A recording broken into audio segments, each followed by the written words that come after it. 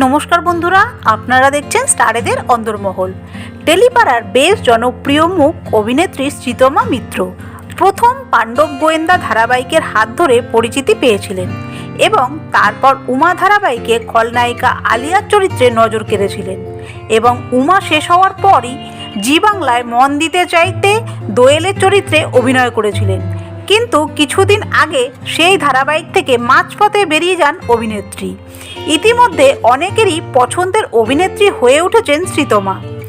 নায়িকা হওয়ার যোগ্যতা থাকলেও পার্শ্ব চরিত্রে অভিনয় করেন তা নিয়ে বহুবার প্রশ্নের মুখোমুখি হতে দেখা গেছে তাকে। তবে এবার শ্রীতমার ভক্তদের আশা পূরণ হতে চলেছে।